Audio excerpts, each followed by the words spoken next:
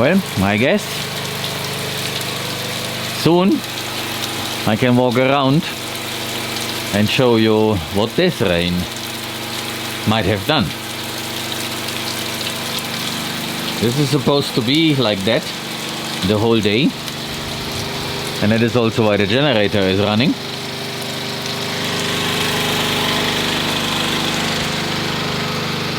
But then for the next 3 days the forecast speaks about sun, which is good, because then the plants can use this for their photosynthesis, and the seeds that are in the soil can germinate, and so we get this place green again so that we can start grazing.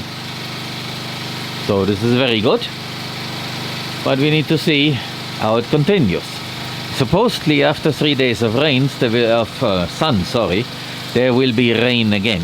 So rain, sun, rain is just perfect. Let's hope that the forecast is true and the reality will actually be that way. Now that it rained quite a bit, let me give you an update on this and also share an interesting observation. So the first thing I want to show you is this corn here. As you can see, the leaves are pretty white, while in there's a lot of corn, like that one here, where the leaves are not as white. It appears that this corn is trying to get ahead so that it sticks out, like you can see here and there in many places, or those there in the background. You see, they have managed to stick out and receive more sunlight. So it appears that these plants here in this polyculture, and I'm not a botanist, I have really no idea, but I'm making an observation that anyone can do, that all these plants are trying to fight for the light, and they use different strategies. So the palovnia tree there is angling the leaves, and so is the okra, this reddish thing there, while others try to raise their heads above and that way get a glimpse of the sunlight, or a little bit more actually than a glimpse. And you can also see that the sunflowers are also towering over this, basically, because they are now making their flowers, and their leaves, they are a little bit wider and bigger, and so they try to be ahead. And the corn is trying to reach up as well, and then when it's at the top, then the leaf suddenly opens. So that is their strategy. For example, that one there in the center, this one here, still is kind of rolled up, and once they reach a certain height, then they will open up. And I noticed this 2 or 3 days back, because all those that were on the outside, like these here, they already looked like this very prominent one. So very white and open leaves. Now most of them have done this, and that is the benefit of a polyculture. This tree here is called a membrillo in Spanish, and those are the fruits. They are going to be very yellow, and you can make a sweet dessert out of it. We did try this last year, and the fruits were a lot smaller than they are this time.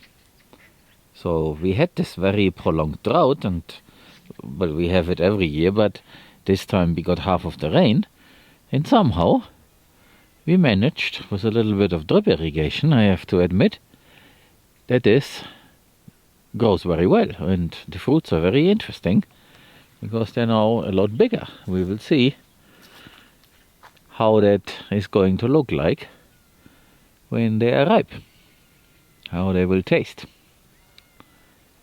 And you can also get another look here in this wannabe food forest. There will be more trees in here. It's just a question of doing it. So having the time, ordering the trees and planting them. So we do want to do this as soon as possible, now that the rain is back, but of course we have a very long list. I can actually show you the list, but won't do a lot of good. Just believe me, it's long, and everything on there is important, and we need to get to all of this at some point. But what I actually wanted to do, why I stepped out here, because I needed to stretch my legs from all the IT work, is I wanted to show you a few other trees here around the corner. It is those there in the background. So let me walk over there. Oh, and some of you were asking about the ants. Well, here they are. And they are busy stealing seed. But unlike the last time, I'm not that worried about them anymore, because when we plant the Miyawaki forest, we have our minds elsewhere, and it's not so much about the grasses. And there will be a mix between tree fodder and the grasses and other things. So the point of view, the perspective has changed. So therefore these guys are now not in the focus.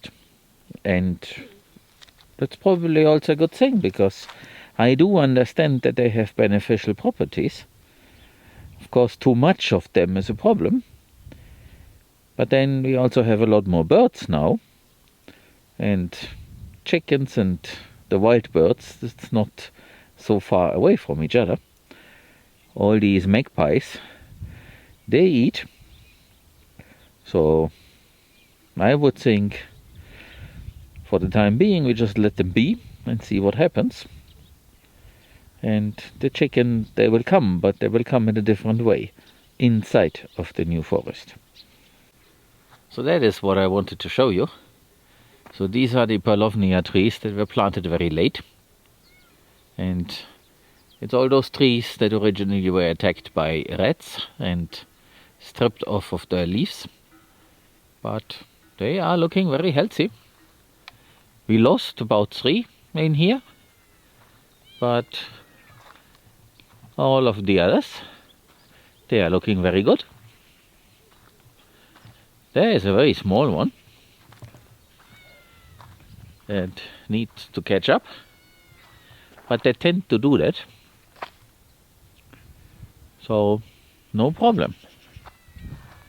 And over there we have the 2 kitties that are supposed to get used to this place, like Mr. Cat, so that we have a little bit more control over what mice and rats and all the others do, because when there's a cat around, that sends them a message: place is occupied. And this guy here will certainly grow, because now it is established. The leaves are looking very good. And these here are also well on their way. And the purpose of all that is that we have shade and biomass and material for mulching. Here and there people have been mentioning compost. Yes, for compost you need material, and that is very, very rare here. So we need to grow it first. So at some point the leaves can become the raw material for compost. And there's also the other component, so something that is more carbon than green stuff, and that would be the wood. So this is all laying the groundworks for something to come. And I have to admit, I haven't shown you a lot about the rest of our place, because in the last few videos it was mostly what's immediately around the compound. So the rest is looking like that. So this is what we call our zone B, that is basically behind the compound. This is the smallest part. All this area that you can see when I pan around, in total is maybe some might be some 4 hectares. I haven't measured it. We have measured pieces in the past, but it might be around 4 hectares. Similar like this place that we call CT1, where the pigs used to be. And the destiny of this place here is also for pigs. So once we get around building a quarantine shelter for pigs, which is the condition for having a permit to breed pigs, then we can actually turn this place here into a little pig paradise. So there are some plans for that.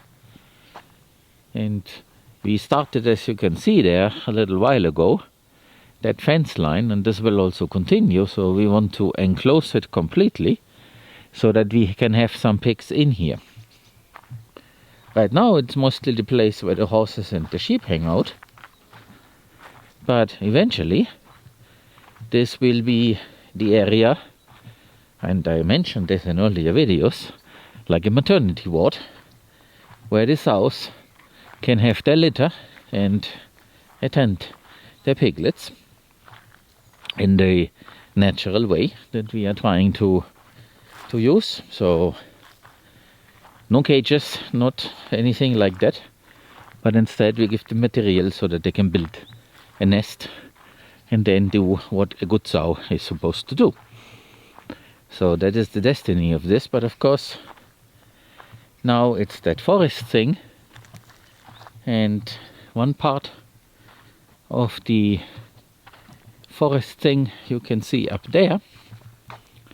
So up there, if I zoom there a little bit, you can see it up close. So it's like a little hill, and once Angel and Juan are done in what we call A7, you have seen this in the last video, then we will start moving some earth there. It's probably some terracing to hold the water back instead of letting it flow down, and that will then also turn into a forest on that hill there, and so that it extends to the other side. So it's basically C2 and C1. We basically cut the upper half off and make it a forest, and the lower half, that is then going to be regular pasture, and the pigs will also work up there.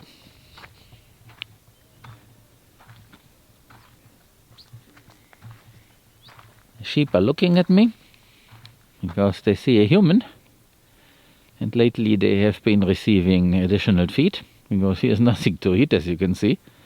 So they associate a human with food, and therefore the reaction. They are a bit shy because they're mostly unattended, and now they are more drawn to the human because the human brings food, but I have nothing. So they have to look for Juan and Angel who give them food. I am here for a different purpose, so sorry guys. On the other hand, this place is full of manure, full of biomass material, and here where I walk, it is very soft because there has been a lot of straw here, and also the stuff that we're growing here. You can still see some of this. So, and with the wetness now, because the rain stopped maybe 3-4 hours ago, so this is definitely changing, and I expect the seed bank to open now, so that a lot of things will now start to grow. So very soon there should be forage here, and then they don't need any additional feed. And later, when we have the pigs in here, this will also be a very fertile ground, so that this can be uprooted, integrated, disturbed, and all these things. And then we can grow food for the very same pigs. Now, there's a lot of manure, as you can see, and it's of the good kind, the very good kind, because horse manure is processed, but not as much as a cow patty. which is why in some places people buy this. We could actually back it up and sell it over Amazon, like some people are already doing. You can see this mix between horses and sheep creates a lot of fertility. It is full of that stuff. They roam around, they don't stay in the same place. And it's just now that at the end of summer, beginning of the rainy part, you can clearly see this, and it will now all be integrated into the soil here. Because here where I'm walking right now, this is a lot harder than where I was before. But here also we had more growing. This is not supposed to become good here, because we want to build a horse training ground here. At least I still hope we can, and would be a good idea. But they declared this the toilet, and also because we moved Sakahawea to this place here. And keep in mind, this is temporary. We need to start welding something together so that this is not a static thing. Yeah, this is not supposed to be like that. It will improve, and maybe we use it for something where we need good soil. At least down there, where the solar panels are, we definitely want to build a structure there and make this garden thing. But I mentioned this, I guess, in the last video. So no need to talk in more detail about that. So before I go here to the horses, let me go over here. Now that the rain fell, everything is clean, and you can also see the mess a lot better. But it's a good mess. So you can see all the remains of the straw and all the cow patties and all this. And note that they're not intact, they have been turned around. Because all the magpies and all the other birds, they do that. So you could say we don't need any chicken, because the existing birds, they do the job already, which is actually correct. But what I wanted to show you is, so the next forest piece is going to be more or less along that line here. So in the upper part, with some water retention features taking into account the terrain. So that is going to be the place. And as you can see, someone has declared that corner here their toilet. Horses have this habit. So Sakahawea here, who is now blind, but still is very affectionate. She hears the voice and comes over to greet. She has done this. So this is how she will live now. But we will build some structure like this, but on wheels, so that we can move her around. So that the toilet is in the places where we want it to be. But look, this is dry over here. She has the water. Yeah, there's the water for her. And it's dry. And we give her some supplemental food and also the straw. Because now that we will have forage, we don't want to do that with the straw anymore. So we need to figure out how to take her with us and all the other horses, so that we can play it like this. First the horses into a paddock for a short amount, and then the cows come in while the horses are elsewhere. And if we have enough sheep that are trained for that, and also enough fencing to guide them, because that's another issue, then we would put in the sheep and then let us rest a little bit, and then the birds would take care of the rest, and or the chicken if we had them now. But we need to put together the pieces that we have accumulated. So this guy and the three girls, they will certainly help us somehow. And for the Indian princess Sakahawea, well, we need to invent something additional. It is a shame that she went blind, but there's nothing that we could have done to prevent this. We still don't know the cause, but it just happens. There was no mechanical reason for this, so no impact of any kind. It just happened.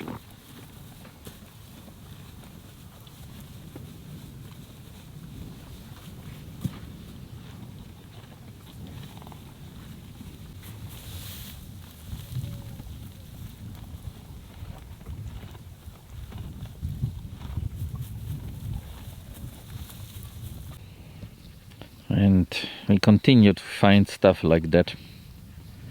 So that and depressions like this here, which used to be a trench to put in the pipe, and other obstacles are the reason why we decided to keep her in this, in this cage, basically.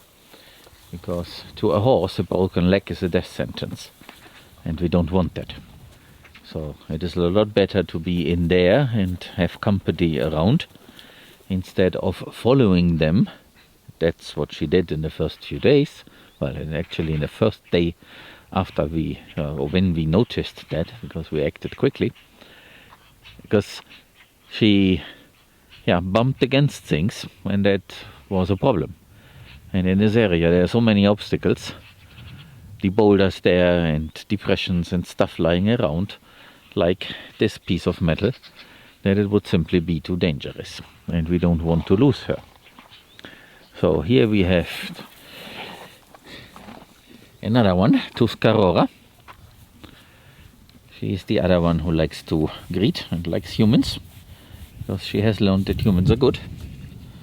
Not so like Solo, who has learned that humans are bad.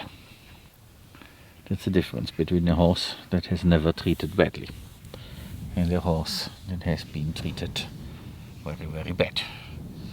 Yeah, right? You have a different impression from humans. Solo is the white one there, who always keeps at a distance. And the black one there, we call her Librada. That was the one that we bought off the neighbor, because they kept her with a chain between the hands, so the forelegs, and that is a very bad idea. You can hobble a horse for a couple of hours overnight, but you cannot do this basically the whole life. That's not going to work. So these two have had bad experiences with humans, and see, that is the problem.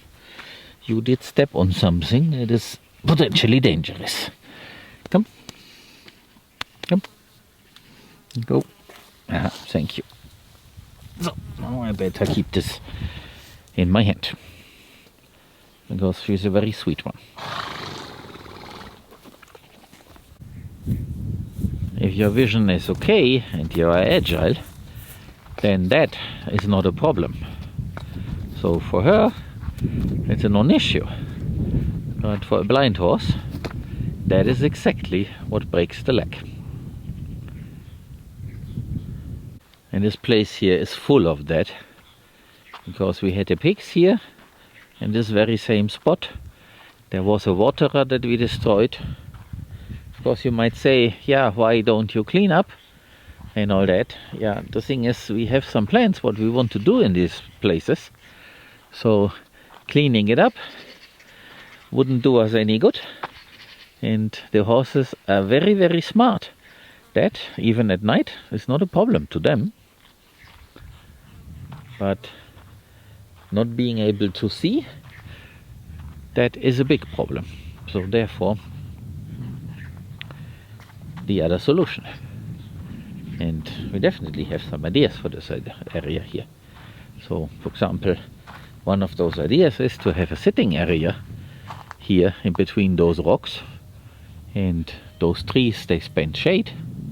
So this could be very nice. So imagine a sitting area here for some community event of some sort, and maybe it is related to horses, So here in this open place there could be a training area, and there to the left there could be a round pen in that remaining space, and you can sit here, have a drink, eat something, and play with the horses. So that is one of the ideas, which is why we are not doing anything regarding soil improvement here in this area, because we might want to have compacted soil here for a different purpose. It may never happen, but at least it's earmarked for this purpose. So I wanted to share a little bit of thoughts in the background, and I hope very soon we can be out in the field grazing when this drops a little bit more of the very precious water that we need desperately. But it's coming, so now I guess we are over that bump of the yearly summer drought. Wait for it and you will see something interesting here as I move along, because someone decided to hide here.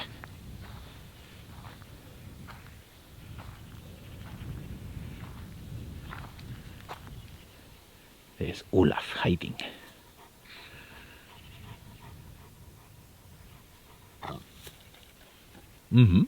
I know. So it must be a nice place because it's moist and has a different smell. So that is the idea. And you can also see here that Bermuda grass, when it has good conditions, how it can look like. It is a native from this area. So this will always be in the mix. And in some places we place it where it does not emerge on its own. And we also thought about how it looks underneath those trees and what to do in the future. So let me share you this. I'll share this with you, and you can see there is barren ground because the leaves, they shaded out and nothing grew there, but all around, even a little bit late, the Bermuda grass that we see that here is showing up. And I can also tell you another type of story, another thing about these trees here. So right now you see they have leaves from the very below, from the lowest part of the trunk to the very top. And usually people prune these trees so that they have a very clean trunk, because they grow them for wood. And in this case I decided not to do absolutely anything, so we won't touch them. This should grow as it's supposed to grow by their genes, and then we will see how a Paulownia tree of this variety can look like. While the others that are in that polyculture with all the other plants, there we will prune a little bit when they start to grow, just to have more plants underneath. And in other areas we might actually do the pruning so that we have some tree fodder, because the leaves are very nutritious and we can use them as a delicacy for the bovines. So 3 different management types for the very same type of tree, and we will learn what that means. Going to be very interesting. And as you can see, they are now very tall. I would think they are now at the 2.40 m mark. And next year, basically this is going to sit on top. So we will then be here. And that will then be taller than that branch of the oak tree next to them. And they will certainly go higher than the oak trees. Very interesting. Allow me to stick a quick commercial in here for our shop and the hem that we are selling. We have about 11 legs, that is 4 leg and hind leg. And we bump up the amount of envelopes that we have as they are being cut. So this is an ongoing process. It's pretty hard to say how many envelopes will be available at the end, so I usually bump that up by increments of 50. And there is another thing. You may already know it by my voice. It doesn't sound normal. I have been knocked down by a fever that I've been running for a few days. Headache and all that. I have no idea what the reason was, but I think by tomorrow I'm back to regular operational mode.